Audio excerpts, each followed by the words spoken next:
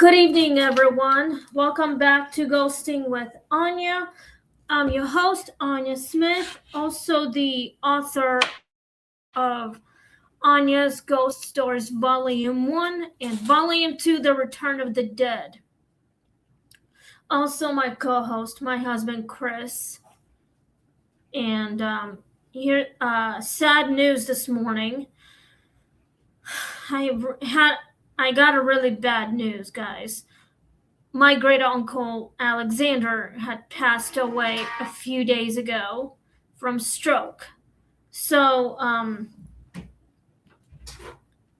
I can feel my great uncle's ghost. There goes my cat. Tally, come here, baby. Come to mama. Hey, what you doing, baby? Sorry, my cat's here. Come here, Tally. Come to mommy. Come to mama. So, Tally, don't mess with Daddy's chair. You're gonna mess with it. Don't mess with it. Come to Mama. Sorry, my cat is playing on Daddy's chair. Come here, Tally. Tally, come to Mommy. You want to play with Mama? Can you get her off your back of the chair? She's fine, maybe just to your shoulder. All right. Anyway, I just want to let you guys know that my great uncle Alexander died, and I'm in a very dark place. So, since this morning, actually, I can't feel his spirit anywhere, but I don't know. A bombshell kind of hit me. So, but yeah, I was in a very bad mood. So, but I still had to go to the movies, but still kind of sad. And, well, I didn't know about my great uncle Alex until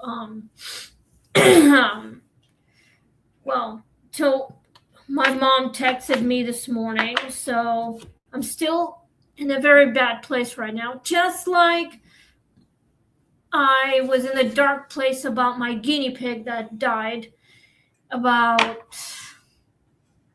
a few years ago, like 3 years ago, actually. So I'm in the same place that I was 3 years ago. I lost him because, well, he was very sick and he was really old. So now I don't know. I'm just in a very dark place, guys. My kitten is right here. She probably wanted to know what's going on, why her mommy's up here. Come here, baby. Come to mommy. Come here, sweetie. Come here, baby.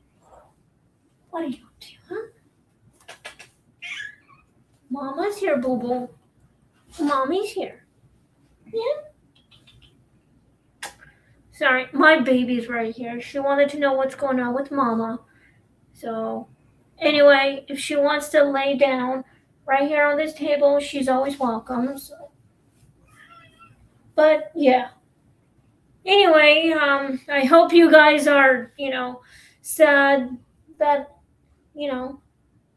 spirits are trying to come to us, but I don't know if I felt my great uncle, but I hope I did feel my great uncle. So, anyway, but yeah, we have a story for you guys tonight. Anyway, so I hope that, well, I just hope my Callie, come here, baby. Come to Mama. I hope that you guys are not that sad, but I know it in my heart when I found out that my great uncle had died. So he was in his early 80s. I don't know. I haven't seen my great uncle since I was a little girl. So sorry, my cat's distracting me. But anyway, we have a new story for you guys tonight. It is called The Typewriter in the Guest Cottage. It's something to do with spirits attached to the typewriter, like, say, a novelist or something, or a journalist or whatever, a reporter, whatever. But, but anyway, yes. I haven't seen my great uncle since I was a little kid.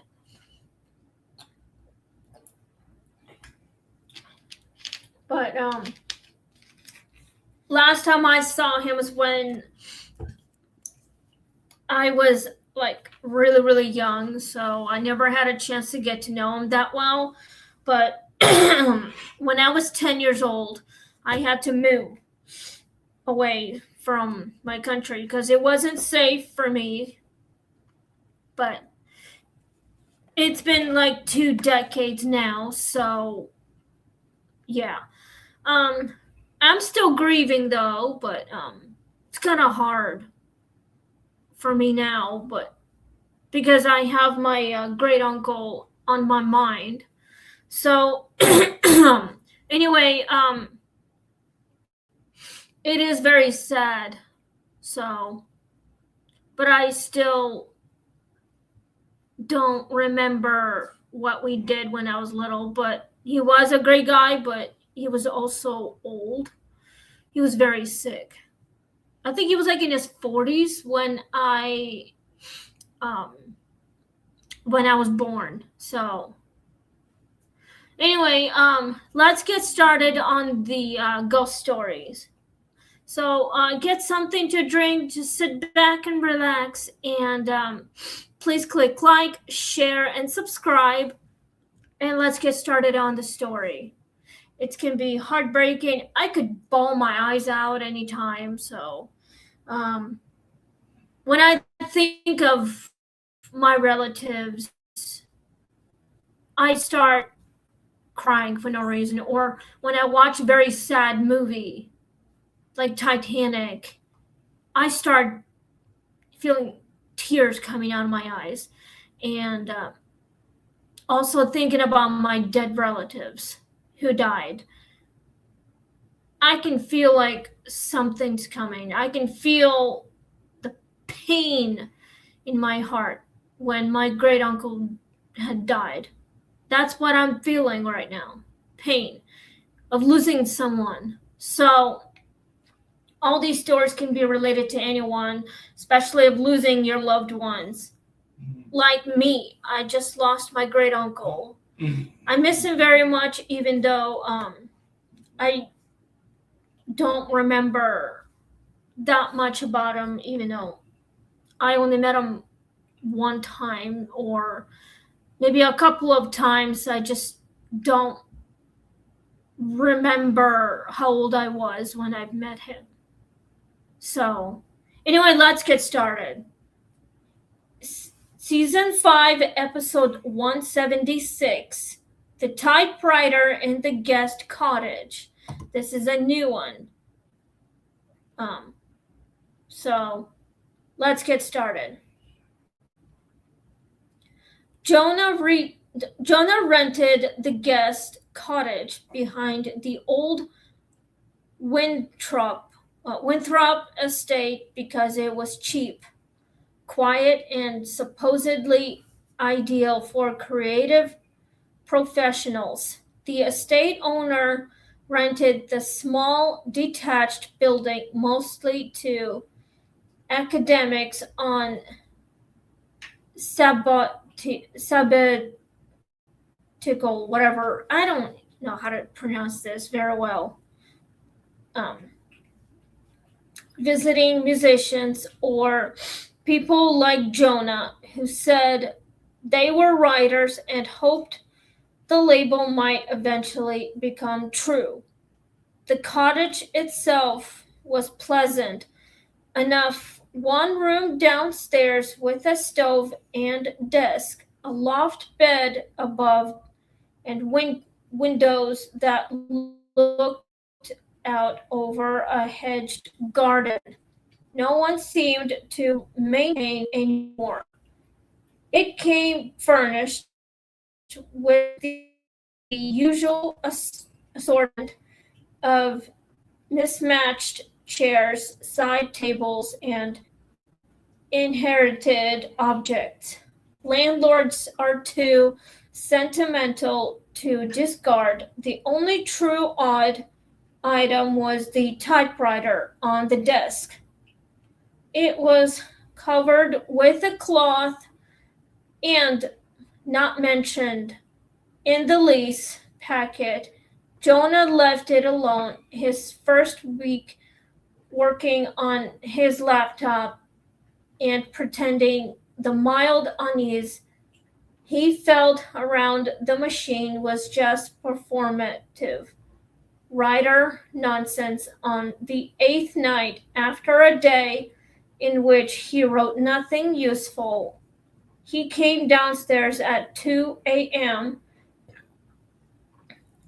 and found a single page in the typewriter with one line typed across the top. You are wasting the room. He thought first of the landlady, Mrs. Winthrop, but the cottage had no extra key except access without using the back drive sensor, which had never activated. Also, the sentence had been typed in a style of cadence no living person typing to make a point would have chosen unless they were committed to melodrama. Jonah removed the page, looked around the empty room, and nearly laughed. Then the typewriter carriage moved one space on its own with a crisp metallic click. He did laugh then, though not because anything was funny. He unplugged his laptop, slept with the loft ladder pulled up, and told himself the machine likely had some sticky mechanical issue triggered by settling temperature. The next morning, another page sat in the roller beneath the first. No, you are wasting your excuses.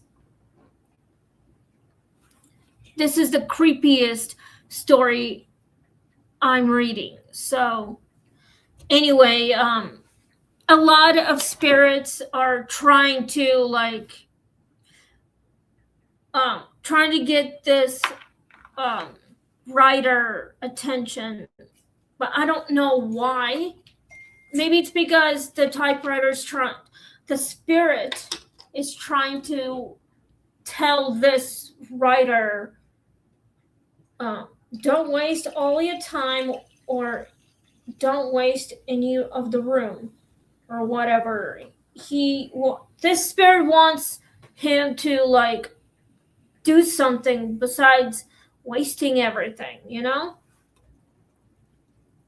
This is very strange. So I don't know what's going on with it. So if I were Jonah, I would investigate this whole thing instead of wasting all my time and trying to figure out what to do.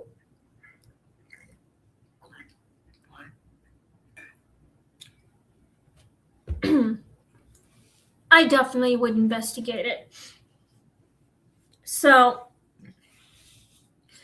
when I go to sleep at night, I can feel the spirits come to me in my dreams. So, like my dad always says, spirits come to us in a dream because they want us to know that they're okay, they're no longer in pain, or they tell us that something demonic is coming.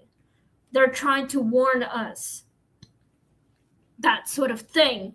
So that is what the spirit on the typewriter is trying to tell Jonah, don't waste your rooms, your excuses, do something, investigate something, make something new, like write something you are passionate about, whatever the knowledge you got, you have to work on that or something.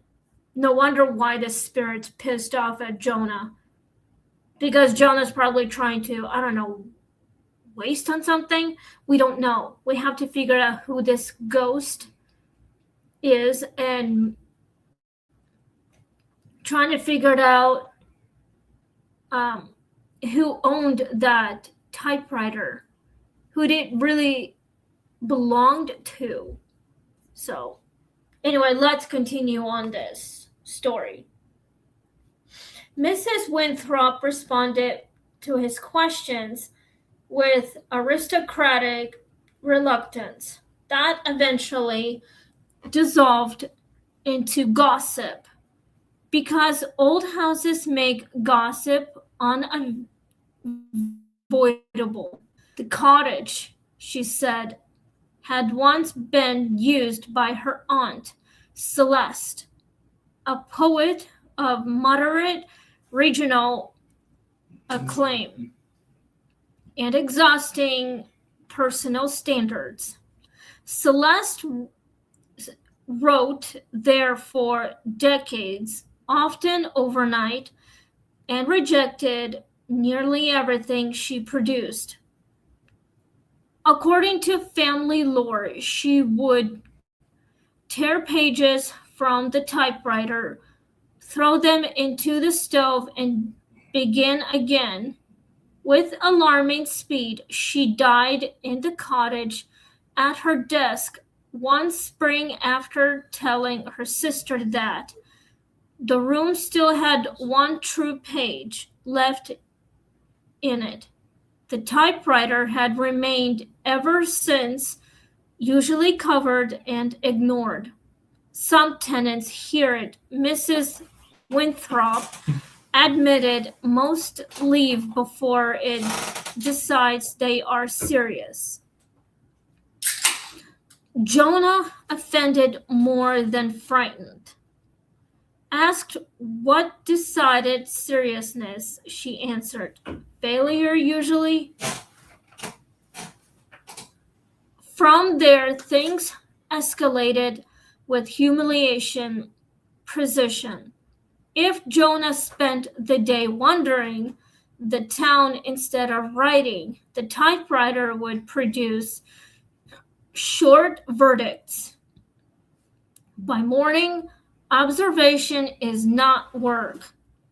If he labored sincerely but poorly, the messages shifted tone, closer, still cowardly. Once, after 3 hours of rewriting the same paragraph and then deleting it all, he awoke to find his own deleted opening typed out on the page with one phrase underlined repeatedly in hard, striking impressions. This is where you lied.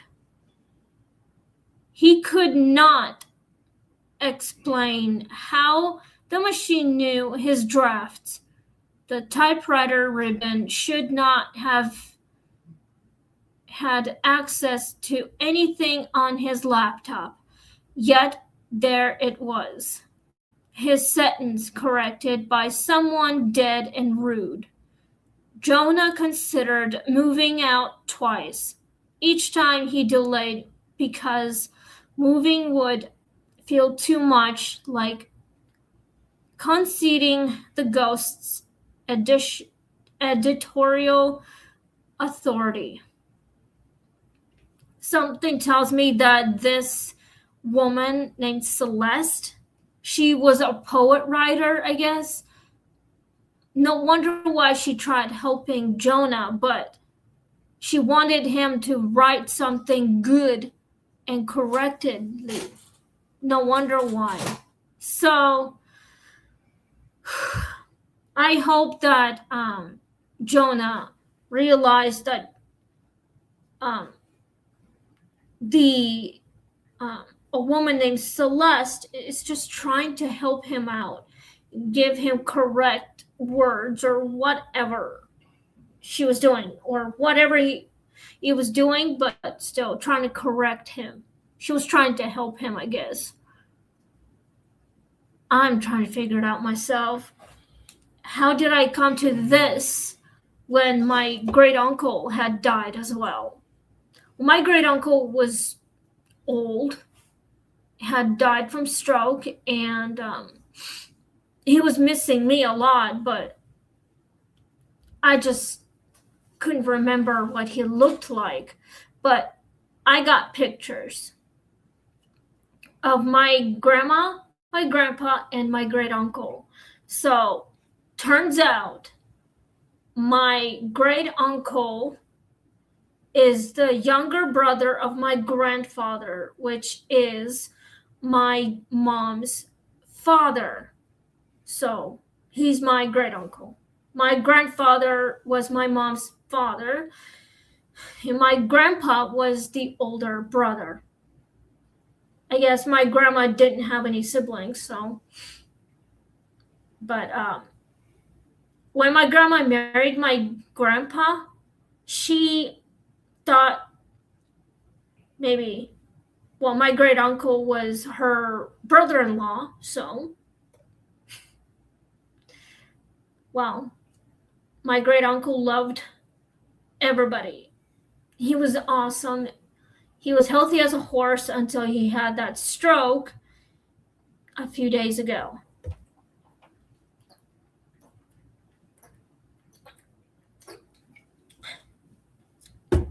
I just wish I could see his spirit break down. I wish I could talk to him and tell him I'm sorry I wasn't there to see him go, or visit him, see how I wanted him to see how I turned out after 2 decades, you know. I just wish I would have given him the best present of all time, me growing up and doing what I wanted to do when I was growing up, doing podcasting and be the way I want to be, who I want to be. So if my great uncle was still alive right now, he would have been here and would have learned how to speak English properly, and he would have told me how proud he would have been, how I became, and what my job was. You know, he would have told me how proud I was doing my podcasting, how the job is going. You know, he would have told me I chose doing podcasting the right thing. I chose it wisely. So I just wish that my great uncle, told me everything. I mean, he loved me the most. So I was his pride and joy. You know, the great niece. I was the best. So I only met him like only a couple times when I was little, but hey, I don't remember that much anyway. So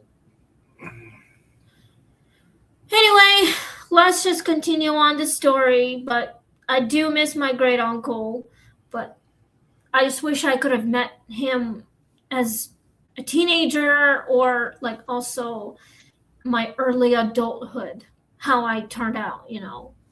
He would have been so proud how I turned out. You given me a hug, would have told me how much he loved me, and he would have told me how happy he was. You know, he would have told me how happy he was for me to choose to be a ghost teller, like a ghost storyteller, you know. He would have been happy for me and Chris, you know. So that's what I wish for.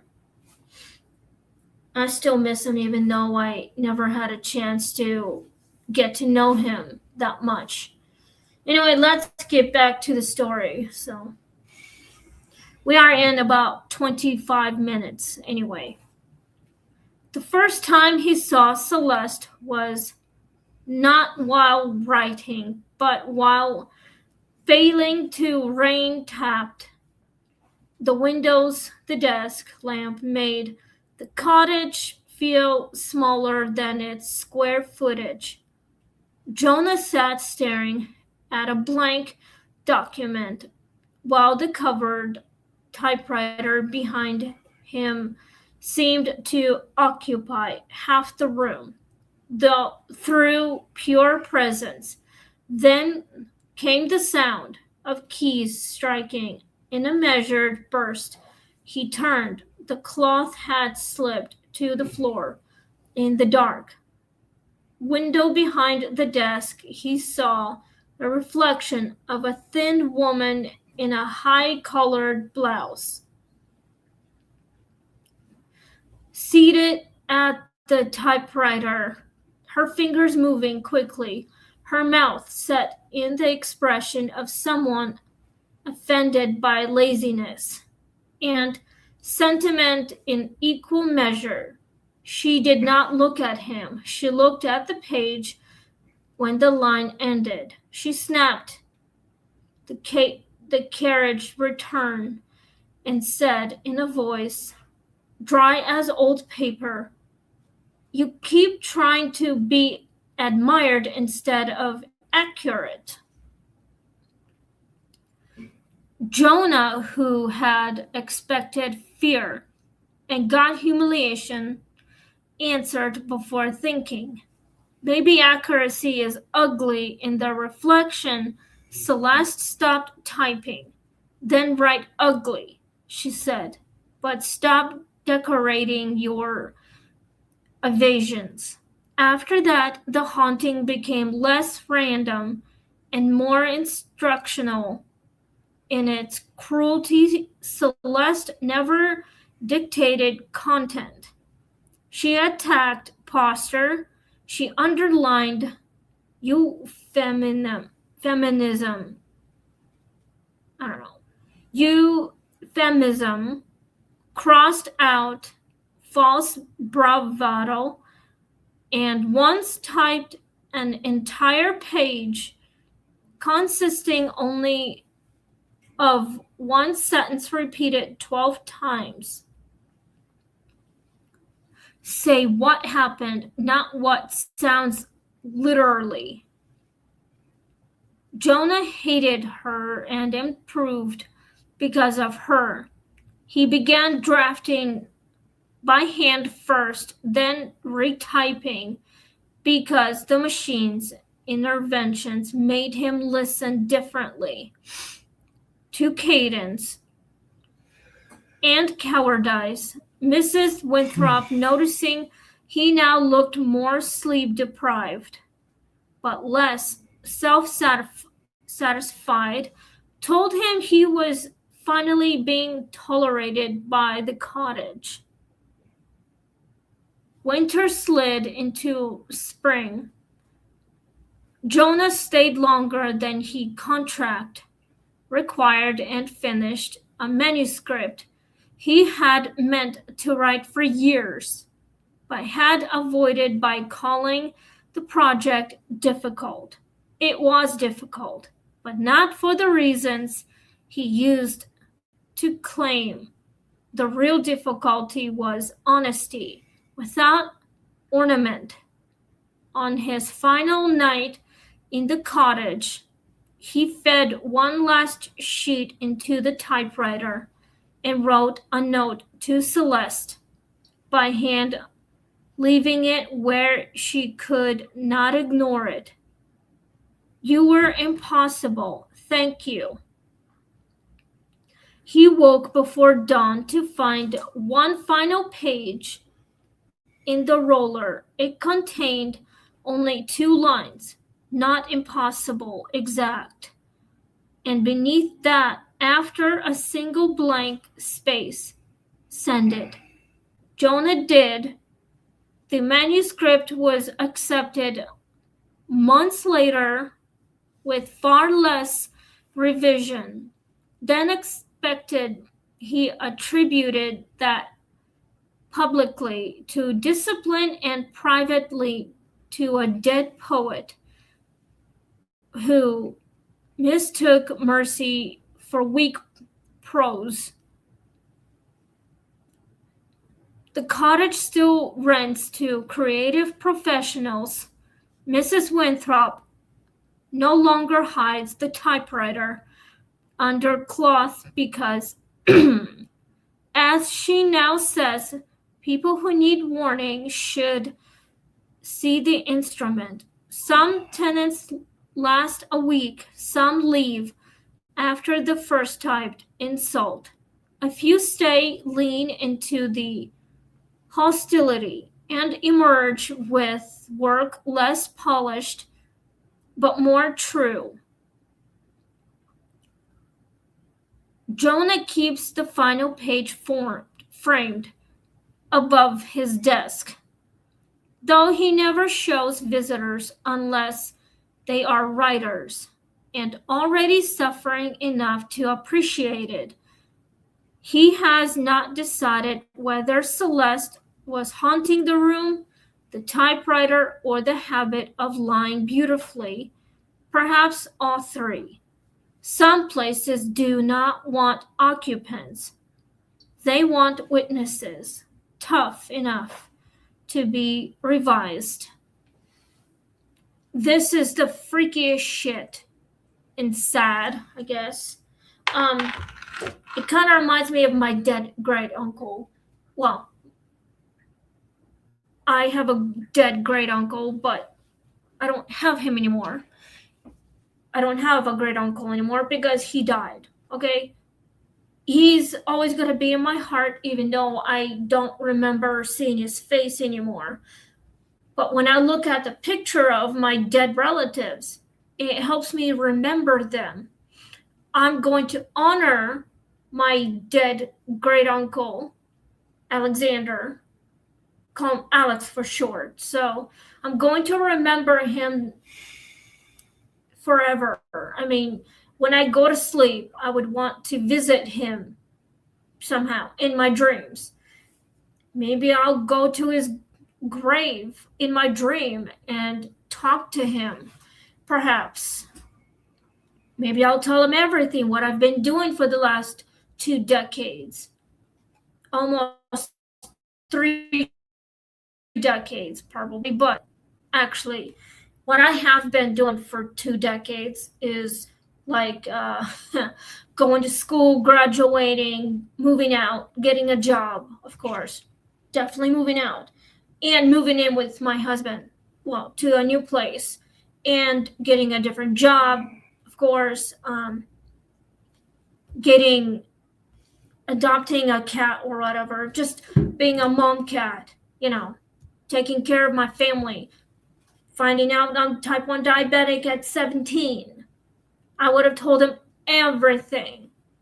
So maybe one day I will definitely visit him for reals. Like, I will join my relatives in heaven because that's where my great uncle is now.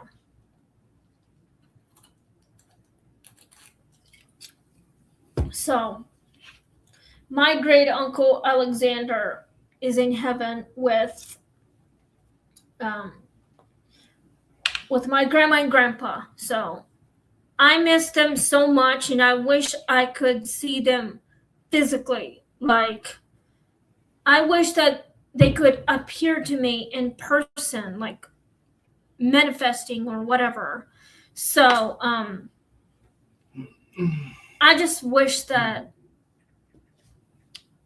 they were really here. So it hurts too much not remembering them and, not communicating with them. So I really wish I could, but physically, I don't know if I'm able to go and visit my family members who died when I was a child. and later in my adulthood. So, anyway, let's go to the questions. We got 10 questions and 10 answers now that we are finished with the story. So, anyway, let's just go with it before I sign off. Would you stay in the cottage after the first typed message? Of course I would. Yes, I definitely would. I mean, if I saw a typewriter typing out letters by itself, I would try and communicate with the living, well, with the dead. I would try and tell them what's going on, how can I help them, why are they haunting the place, and why are they haunting us or other people. So I would literally try and help them. But my answer would be a yes. I would definitely want to visit a cottage or Me stay. too, baby. Yes, of course. I would definitely want to stay in that cottage and investigate it for reals. Like, literally. I don't know if there's a cottage right here in our Bellevue, Nebraska, somewhere in the woods. I would want to visit. All right, let's go to number 2. Do you think Celeste was helping Jonah or tormenting him? I think she wanted to help him. He was having a hard time writing on his laptop, trying to see what he could do, like finish his novels or whatever, like writing a book or whatever he was doing. His music, probably, maybe. I'm guessing it was music. So I think he was getting help. Okay, Jonah was a musician, and he's trying very hard to get his writing going, but he's having a hard time, so Celeste came and helped. And I think she did the right thing. If I were Jonah, I would definitely accept the help from a dead person. Let's go to number 3. Why do writing spaces make strong settings for hauntings? That's a good question, you guys. I think that a lot of writing spaces feel attached to the place. Well,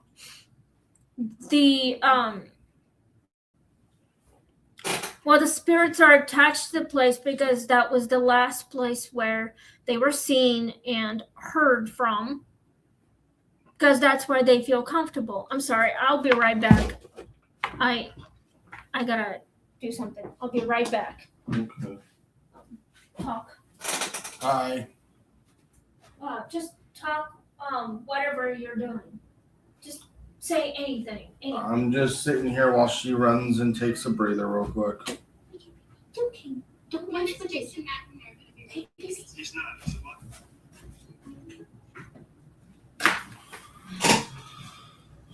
Yeah.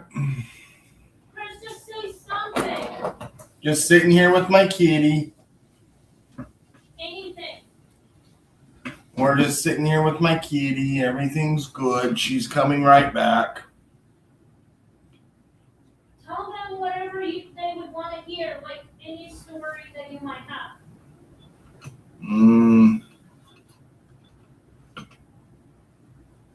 I got some good friends, and in October we're gonna go to Joe's Barbecue in Kansas City, and the Sally House, and another fun haunted house. She's gonna have a hot dog or a salad. I'm gonna have some ribs, brisket, macaroni and cheese, and Texas toast.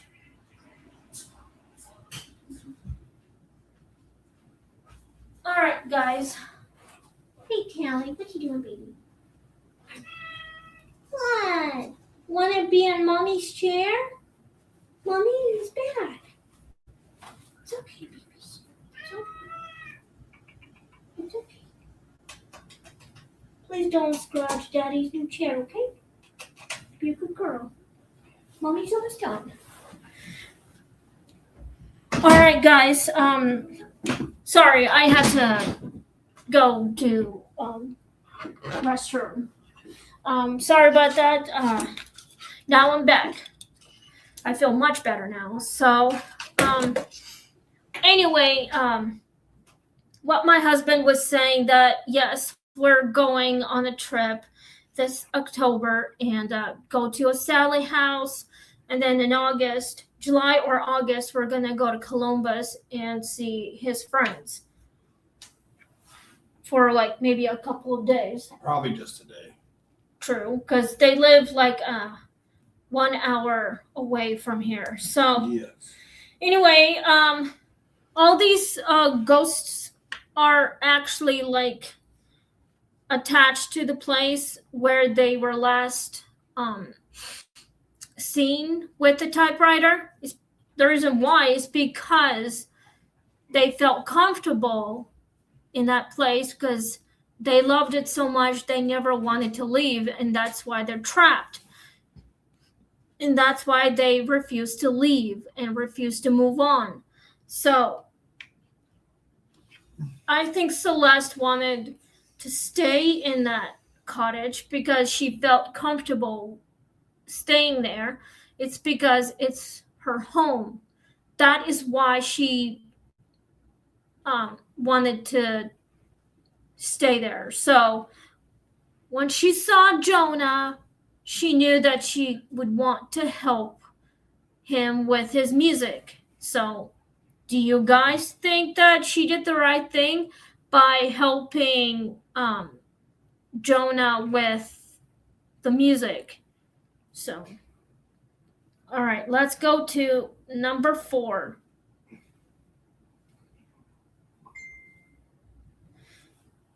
What was more unsettling, the machine knowing his deleted draft or seeing her in reflection?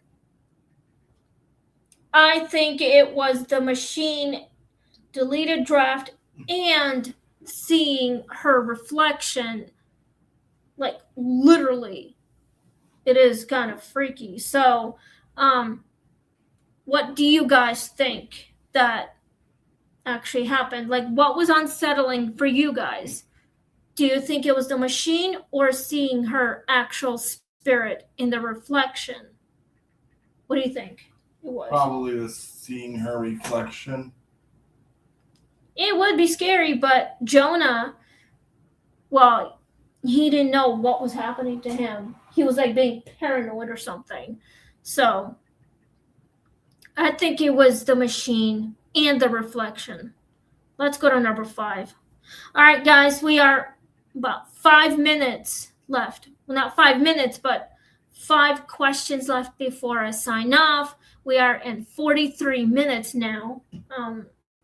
I'm getting tired anyway. I'm probably gonna get cleaned and then just relax. I gotta take my pills. Also, maybe meds, like injections or something. I forgot to do that, so it wasn't that much anyway. I didn't eat that much except for like snacks or something. Mm-hmm. I don't know. I didn't eat that much anyway. I know. So anyway, was Jonah right to keep listening to the criticism? Yes.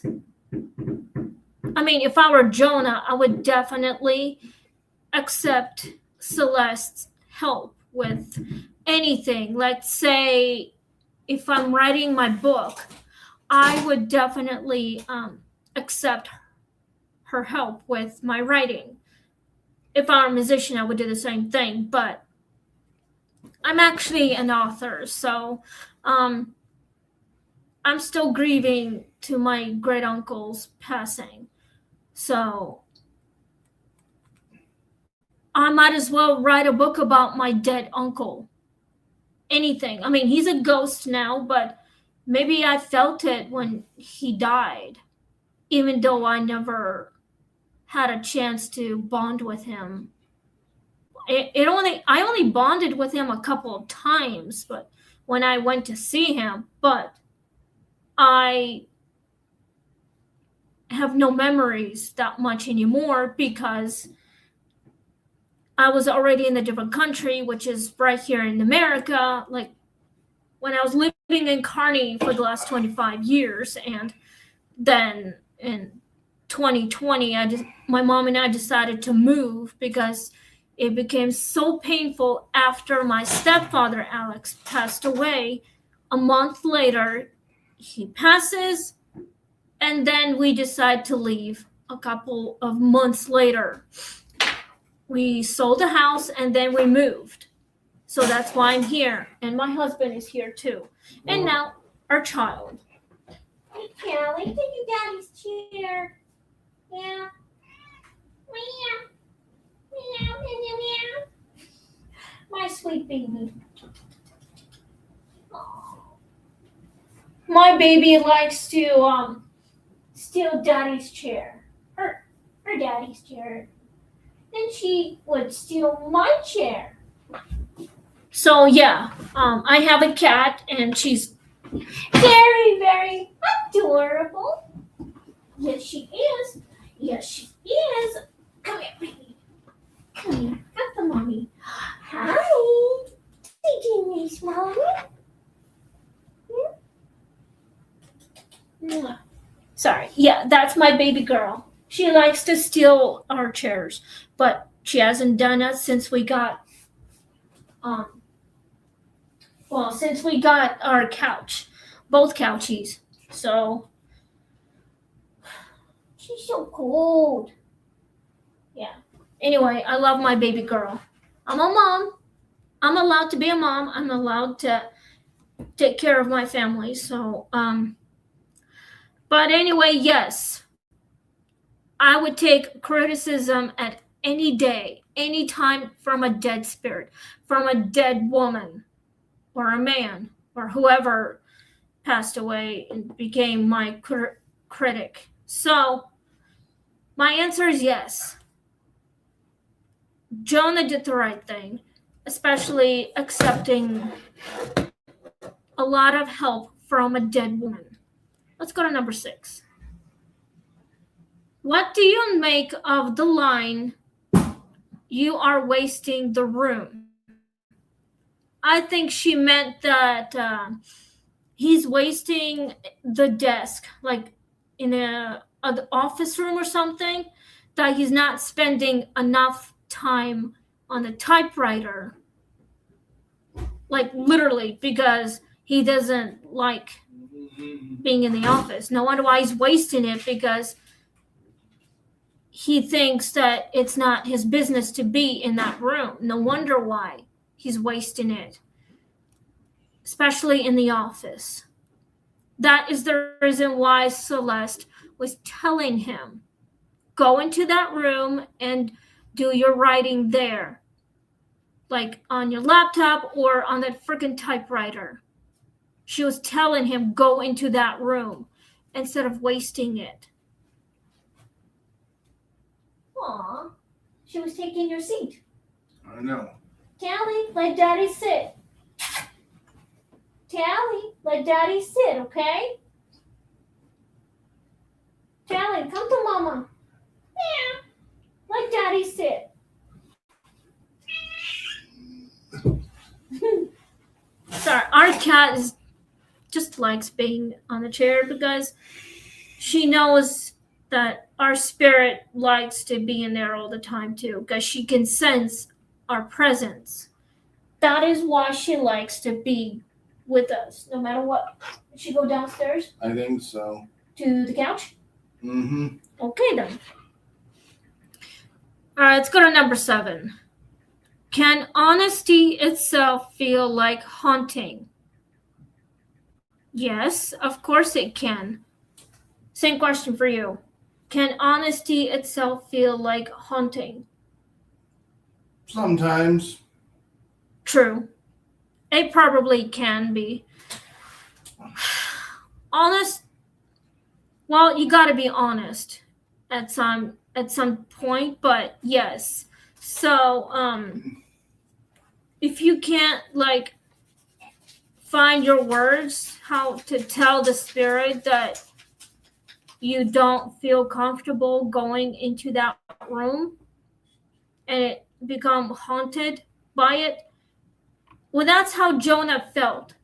He couldn't find the right words to tell Celeste that he doesn't feel comfortable being in the office room where Celeste used to write her poets when she was alive. So he was afraid what she might think. So that is the reason why. Anyway, let's go to number 8. Would you write differently if a dead poet were editing you? Yes, definitely. Of course I would. I literally, I would write differently if a dead poet would be like giving me the right motivation or confidence, any new words or the right ones or whatever, like a lot of advice. I definitely would, yes. All right, we have 2 questions left. 2 before I sign off. Is this ghost cruel, useful, or both? I think she was useful, not cruel. She was just trying to help Jonah with the writing and some inspiration. So I don't think she was cruel. She was just trying to help him, trying to get him more confidence and inspiration stuff and more. I don't have any words for this. So, but I think she was useful. She was helpful. Even though Jonah didn't know how to react, he was kind of a little scared, but at least she finally got to him. So he realized that he was thankful for what she has done for him. All right, guys, we are on the last question before I sign off. If a place demanded your best work in exchange for staying, would you accept? Yes. Yes, I would. We both definitely would. If I were Jonah, I would totally do that. Yes. So, I think Jonah did the right thing, and Celeste helped him find what he was looking for, the better words and more confidence, so, and more advice.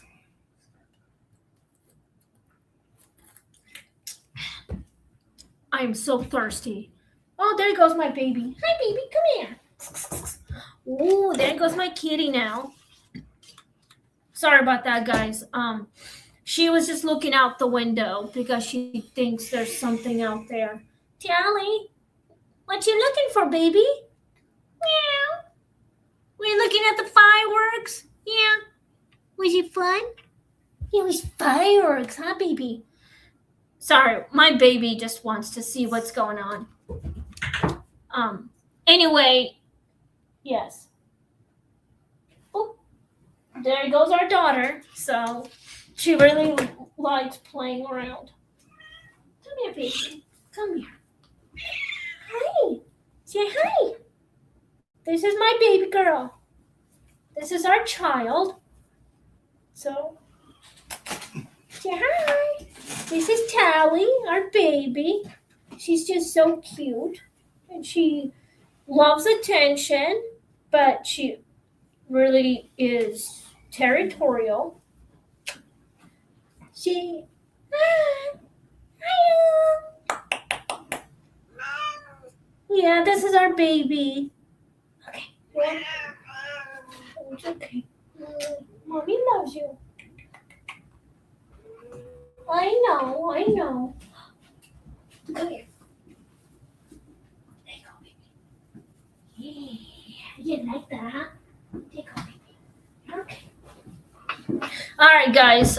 Sorry about that. I had to make sure my child was not in a very bad behavior way. So anyway, we are out of time. I just want to say thank you for listening. Sorry, I had to go out of this room. I had to clean out my stomach or something. But anyway, tomorrow night we'll be doing a new story. It is called The Babysitter on Hawthorne Street. This is a new one. So get ready for tomorrow night, same time as always, 8:30 to 9, or a little after 9. So The Babysitter on Hawthorne Street. So on the episode 177. So thank you guys and have a great night. Also, happy Independence Day, which is July 4th is coming in a couple of days. And I will see you at 8:30 p.m. tomorrow night. So may God bless you all and thank you. Stay safe and have a wonderful night. Stay spooky and just have fun. Happy summer. And just please click like, share, and subscribe. And we'll see you guys tomorrow night. Good night. Bye.